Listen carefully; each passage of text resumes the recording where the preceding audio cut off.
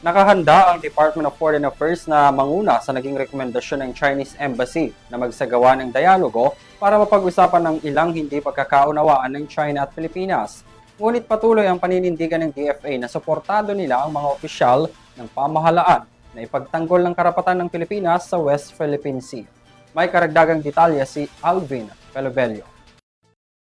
Sa gitna ng nagpapatuloy na palitan ng mga patutsyada sa pagitan ng embahada ng China at mga opisyal ng pamahalaan at mga mambabatas, nanindigan ng Department of Foreign Affairs na mananatili silang nakasuporta sa mga government agencies na nagpapahayag ng interes ng Pilipinas.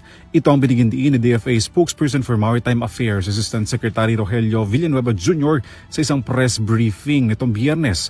Ayon sa opisyal, patuloy rin daw ang pagpoprotesta ng Pilipinas laban sa mga pahayag ng China at mga iligal na panghihimasok nito sa teritoryo ng Pilipinas. The department will continue to issue protests and make firm representations of serious concern to the Chinese embassy at appropriate times. And we will consistently assert to them and the entire world the Philippines' sovereignty, sovereign rights, and jurisdiction in the West Philippine Sea. Bahagi raw ng direktiba ni Pangulong Ferdinand Marcos Jr. na panatilihin ang diplomasya sa kahit anumang sigalot. Patuloy rin daw na nilalabi ng DFA sa mga bansa na kasapi sa Southeast Asia na matapos na ang pagsasapinal sa Code of Conduct in the South China Sea ngayong taon, bagay na makakatulong raw para mabawasan ang pangaangkin ng Beijing sa karagatang sakop ng soberanya ng Pilipinas. President Ferdinand Marcos Jr.'s directive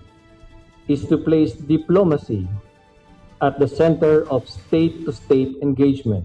Ilang mga senador ang nanawagang palitan na ang Chinese ambassador sa Manila kasunod ng pagpasa ng resolusyon na nagkokondena sa pahayag ng Chinese diplomat laban sa mga mambabatas at mga opisyal ng pamahalaan. Pero tumanggi nang magbigay ng komento kaugnay rito ang DFA, bagay na nauna ng sinabi ng Palasyo ng Malacanang na tinanggihan ng Pangulo. Pagtitiyak ng DFA, nakahanda sila sa pagsisimula ng hakbang tungo sa dialogo ng China at ng Pilipinas para mapag-usapan at maayos ang hindi pagkakaunawaan. Para sa Euro TV News, Alvin Pelovelio sumasaludo sa bawat Pilipino.